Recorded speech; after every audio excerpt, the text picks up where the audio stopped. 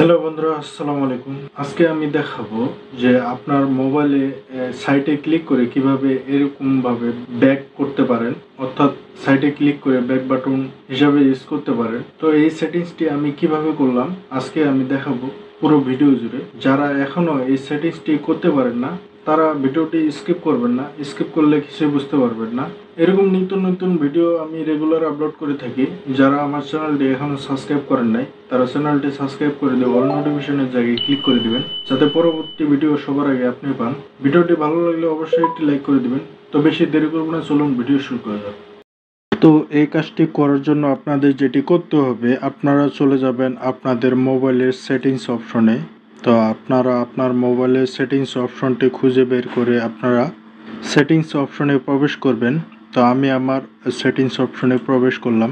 প্রবেশ করার পরে আপনারা একবারে স্ক্রল ডাউন করে নিচে চলে আসবেন। নিচে চলে আসলে দেখতে পারবেন যে এই যে সিস্টেম, এই সিস্টেমের উপরে ক্লিক করে দিবেন। ক্লিক করা হলে আপনারা এখন উপরে যে দেখতে পাচ্ছেন সিস্টেম নেভিগেশন, এই অপশনটি আপনাদের মূলত খুঁজে বের করতে হবে।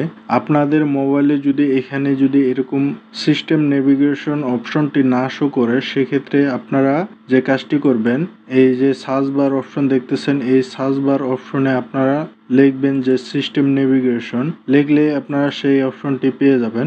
তো আমার যেহেতু সিস্টেমের জায়গায় এই নেভিগেশন অপশনটি আছে, তাহলে আমি এখানেই ক্লিক করলাম। ক্লিক করার পরে এই অপশনটি যখন পেয়ে যাবেন, এই অপশনের উপরে একবার ক্লিক করে দিবেন।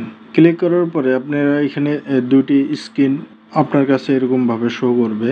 তা আপনারা যেটি করবেন, এখানে দেখতে পাচ্ছেন যে 3 বাটন নেভিগেশন, আর একটা হলো গ্রে স্টার নেভিগেশন। আপনারা যেটি করবেন, এই যে গ্রে স্টার নেভিগেশন এই অপশনের উপরে একটা ক্লিক করে দিবেন। ক্লিক করা হলে আপনারা নিচে দেখতে পারবেন যে আপনার মোবাইলে যে 3 বাটনের যে নেভিগেশন বাটনগুলো ছিল সেগুলো সরে গেছে। আপনারা এখন এই যে সাইটে যদি ক্লিক করেন, দেখতে পাচ্ছেন যে ব্যাক হয়ে যাবে। এই সাইটেও যদি ক্লিক করেন এভাবে ব্যাক হয়ে যাবে। এভাবে ধরে সাইটে ধরে এভাবে টান দিতে হবে, তাহলে ব্যাক হয়ে যাবে।